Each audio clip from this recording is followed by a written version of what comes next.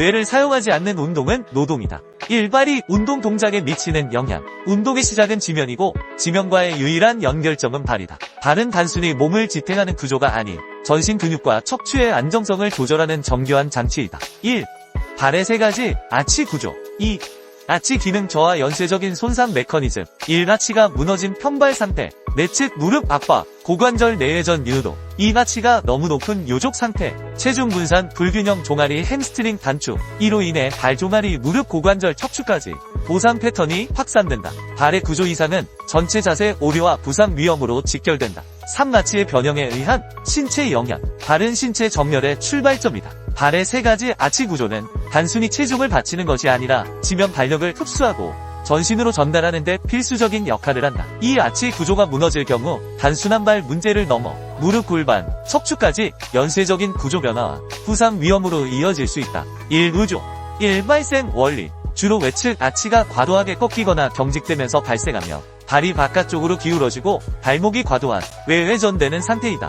체중이 발 외측에 집중되어 충격 흡수가 어려워진다. 이 운동 시 영향. 지면과의 접촉면이 줄어지지 불안정. 점프나 리프팅 시 착지 충격이 그대로 상체로 전달된다. 종아리, 햄스트링, 요추 부위가 긴장 상태에서 고정된 패턴으로 움직이게 되며 목염좌, 무릎 외측 통증, 허리 뻣뻣함으로 이어질 수 있다. 셋.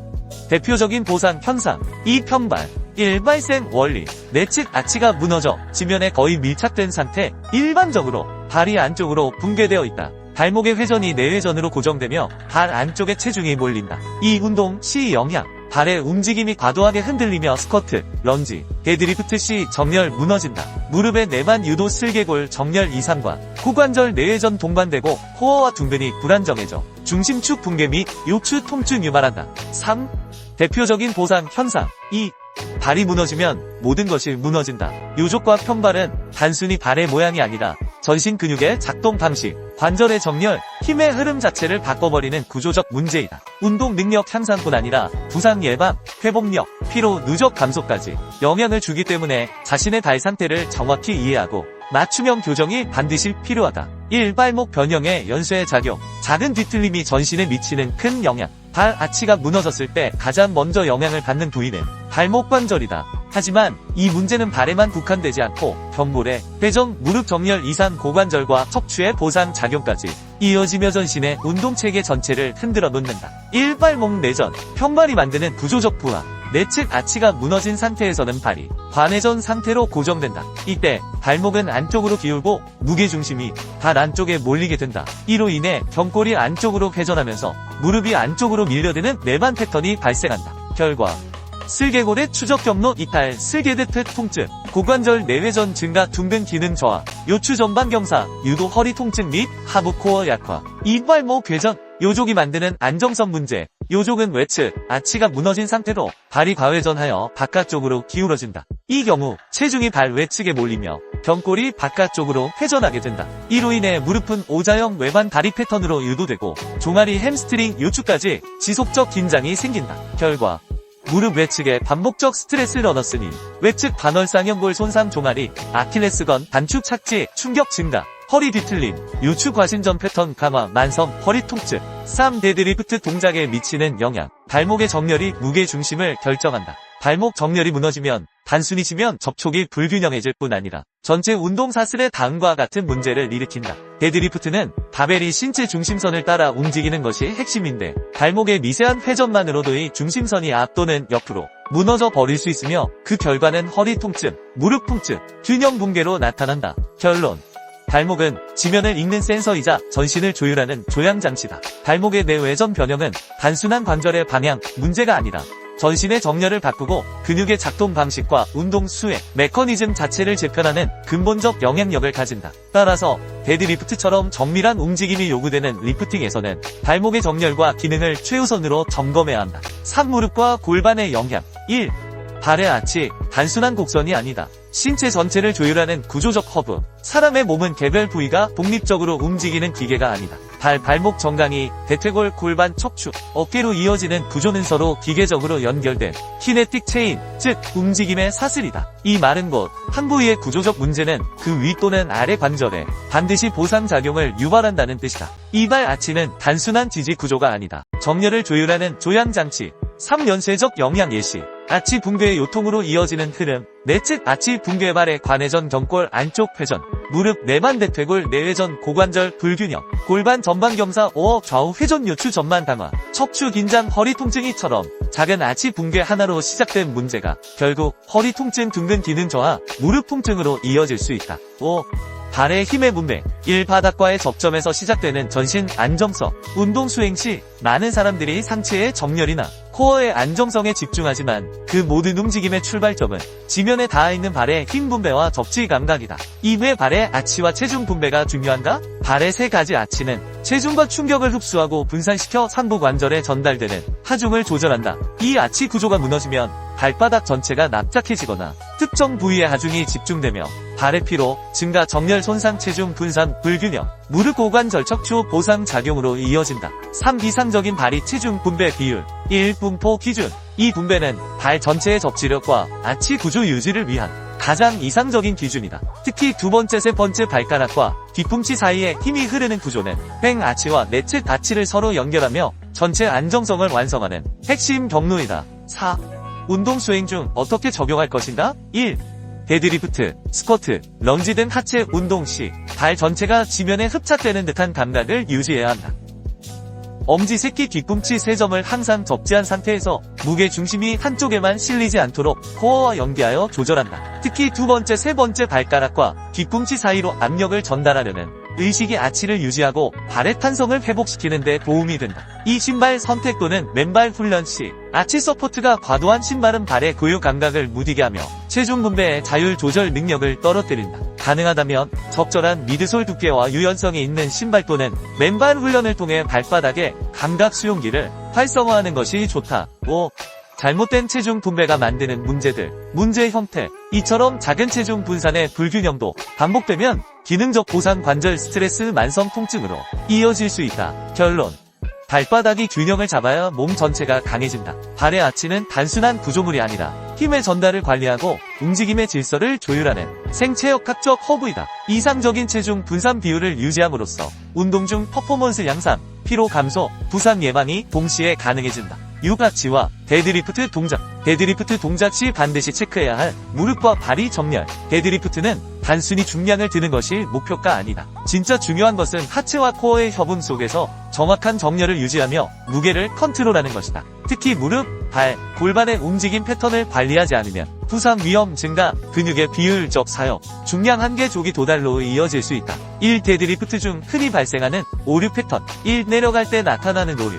무릎이 안쪽으로 모이는 미 벨그스 또는 바깥쪽으로 벌어지는 현상, 발바닥 아치가 무너지면서 현발처럼 퍼지는 현상, 발이 과도하게 들리거나 지면에서 뜨는 현상, 골반은 고정된 채 허리만 과도하게 굴곡되며 내려가는 움직임. 이 니로와 노류가 발생하는 주요 원인, 엉덩이, 근육의 활성화 부족, 발목과 고관절의 가동성 제한, 발바닥 감각 인식 부족. 3. 일어설 때 중량을 드는 과정에서 무릎이 안쪽으로 급격히 모임 또는 과도하게 벌어져 엉덩이 힘만으로 버티려는 보상 작용 발생, 골반이 아닌 허리가 과도하게 신전되면서 요추의 과부하 발생. 1. 발생 이후 지면 반발력을 골반을 통해 상체로 자연스럽게 연결하지 못한 무게에 대한 공포 반응으로 잘못된 신경 패턴 활성화, 복부, 둔근, 햄스트링 간 힘 분배 실패. 3. 제대로 체크하는 방법. 정지 화면이 아닌 움직임 자체를 분석하라. 정적인 사진만으로는 전체 동작의 흐름과 보상작용을 알 수 없다. 움직이는 영상으로 동작 전체를 분석해야 정확한 문제를 찾을 수 있습니다.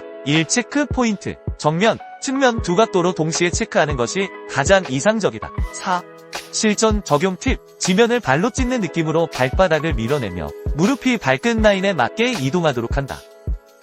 상승 시 무릎이 발보다 앞서거나 안쪽으로 접히지 않도록 복부 긴장 유지한다. 내려가는 동안 발 아치 감각을 잃지 않는다. 실내부 기능과 구조의 중요성. 1. 데드리프트. 그리고 자세의 진실. 겉모습이 아니라 기능이 답이다. 운동에서 흔히 강조되는 바른 자세는 때로는 오해를 불러일으킬 수 있다. 겉으로 보이는 외형적 정렬만을 고집할 경우 내무 관절 정렬, 근육 기능, 힘의 흐름이 무너지면서 오히려 부상 위험이 커지고 운동 능력도 한계에 부딪히게 된다. 잇무릎 벌어짐 오므려짐 문제, 겉모양이 아니라 내부 기능 문제. 데드리프트에서 일어설 때 무릎이 오므려지거나 벌어지는 현상은 단순한 자세 불량이 아니라 근육과 관절 기능의 구조화로 인해 발생한다. 3. 주요 원인. 따라서 무릎이 모이거나 벌어지는 문제는 단순히 무릎을 벌려라, 무릎을 모아라 식으로 교정할 수 없다. 내부 근육의 이완과 활성화를 통한 기능적 재조정이 반드시 필요하다. 4. 외형적 자세 vs 기능적 자세. 구조적 비유로 이해하기. 당신이 본 멋진 자세가 진짜 좋은 자세인지 알기 위해서는 구조적 안정성과 기능적 연결을 먼저 봐야 한다. 겉보기에는 멀쩡한 철근 건물 외형은 좋아 보여도 내부 콘크리트, 균열로 붕괴 위험한 상태일 수 있다. 아무리 정자세처럼 보이는 데드리프트라도 발무릎 골반 허리 어깨로 이어지는 기능적 연결이 끊기면 곧 부상 또는 퍼포먼스 정체로 이어진다. 외형은 결과일 뿐 진짜 자세는 기능을 통해 만들어지는 것이다. 5. 진정한 운동 자세를 만드는 방법. 겉모습은 참고자료일 뿐 내부 근육 기능과 관절의 가동성, 안정성을 기반으로 힘의 전달 경로를 확인하고 교정해야 한다. 결과론적 자세에만 집중하지 말고 과정 중심으로 접근해야 진짜 운동 실력이 쌓인다. 6. 실전 적용법 제안. 내전근 스트레칭, 대퇴근막 잠근 이완 드릴, 이상근 활성화 및 고관절 안정화 운동, 발무릎 골반 코어 일관성 확인을 위한 3단계 체크 프로토콜. 정렬기는 통합형 데드리프트 수정 루틴. 주의사항 및 팁. 수축이 잘 돼야 이완이 잘 된다. 이완이 잘 돼야 수축이 잘 된다. 흔하게 몸의 반동을 이용하는 경우가 많다. 이럴 경우 전신운동으로 전신운동을 원한다면 추천하지만 아니라면 최대한 무릎과 허리의 움직임을 제어해야 한다. 항상 올바른 방법을 숙지하고 운동하기 바란다. 또한 어떤 운동을 하든 자세를 잘 유지하기를 바란다. 반동이 일어난다는 것은 과한 중량을 억지로 들고 있다거나 잘못된 습관이 자신도 모르게 몸에 배어 있다는 것이다. 이것을 자각했다면 스스로 고쳐나가길 바란다. 운동 자세 또한 운동의 중요한 부분을 차지한다. 물론 부상을 예방하는 측면도 있지만 제대로 된 근육 발달을 위한 것이기도 하며 다른 것을 다 제쳐놓고라도 멋이 없다. 폼이 안 나고 너무 아마추어 같아 볼품없다. 몸은 멋있는데 운동 폼이 이상한 사람이 있는가? 이상하게 운동하면 당신은 어디서든 운동하는 사람이 아닌 이상한 사람으로 보이게 된다. 전혀 멋있어 보이지 않는다는 소리다. 그러니 제대로 된 자세로 운동하여 올바른 근육 성장을 이루길 바란다. 호흡. 수축할 때 뱉고 이완할 때 마시는 이유는 호흡을 뱉을 때 근육이 수축하고 호흡을 마실 때 근육이 늘어나기 때문이다. 근육은 호흡을 내뱉을 때 함께 수축한다. 반대로 호흡을 마시는 경우 근육은 늘어나기 때문에 호흡을 마시는 것은 근육을 이완하는 데 효과적으로 작용한다. 처음에는 무게 없이 근육의 움직임을 느끼도록 맨몸으로 연습하는 것이 좋다. 무게 없이 맨몸으로도 충분히 자극이 전달된다. 근육은 무게로 움직이는 것이 아니다. 근육은 움직임 자체로 사용되는 것이다. 집중. 근육의 느낌을 잡는 것을 어려워하지 말아라. 근육의 모양인 결과운동 진행 방향을 상상하고 집중하면 된다. 선수처럼 느끼려 하지 마라. 느껴지지 않는다. 당신은 프로 선수가 아니다. 꼭 느낌을 컨트롤해야 하는 것이 아니다. 결국 뇌가 하는 것이니 상상과 집중만 제대로 하면 된다. 자극에 연연하지 마라. 저절로 되기도 하고 안 돼도 상관없다. 중요한 것은 생각과 집중이다. 그러니 이미지 트레이닝을 하는 것이다. 그러면 몸은 뇌의 명령에 따라 움직임으로 집중하고 상상만 하면 된다. 이것은 선수들의 경우에도 마찬가지이다. 경력과 상관없이 집중과 상상으로 근육의 성장은 달라진다. 그만큼 중요한 것은 집중과 상상이다. 뇌피셜. 여기서의 내 설명은 예를 들기 위해 비유적 표현을 쓴 것이지 절대적인 수치가 아니다. 오해의 소지가 존재하며 내 주관적인 생각과 더불어 해부학적인 내용에 비춰 설명한 단순한 지표라고 말한다고 해도 틀린 말이 아닐 것이다. 또한 사람의 몸에 대한 어떠한 정보도 의학과 과학이 공개한 내용들은 추측일 뿐 정답이 아니다. 누군가 정답처럼 이야기한다면 그것은 거짓말이다. 그가 창조주인 신이 아니라면 말이다. 우리가 현재 알고 있는 정보는 데이터와 통계, 일부의 실험으로만 결정된 것들이다. 전 인구의 통계도 아니며 그저 추측론일 뿐이며 또한 다수의 의견이 답은 아니다. 그저 일정 조건에 맞춰진 통계를 따른 동의일 뿐이다. 그러니 정보는 정보로서 활용하고 자신의 경험적 데이터와 더불어 잘 선택하고 판단해야 할 것이다. 당신의 심장이 왜 뛰는지 아는가? 모른다. 그냥 뛴다. 의학적으로 추측할 뿐 숨을 쉬는 것도 심장이 멈추지 않는 이유도 우린 아직 모른다. 그러니 어떤 것도 믿거나 맹신하지 말고 참고만 할 뿐 자신의 몸은 자신의 경험을 통해 자신에게 맞는 운동 방법을 찾아 나가길 바란다. 5. 마무리. 근육 운동을 할 때 생각을 하고 안 하고의 차이는 음식을 씹느냐, 삼키느냐와 같다. 음식을 삼키면 맛을 모르고 씹으면 맛을 느낄 수 있다는 것이다. 삼킨 음식의 맛을 뇌가 인지하지 못하고 느끼지 못하듯 생각 없이 운동을 한다면 근육이 제대로 사용되지 못하고 삼킨 음식처럼 맛을 인지하지 못한 근육은 움직임을 인지하지 못하는 결과로 성장은 늦어진다. 영상이 마음에 드셨다면 구독, 좋아요 부탁드릴게요.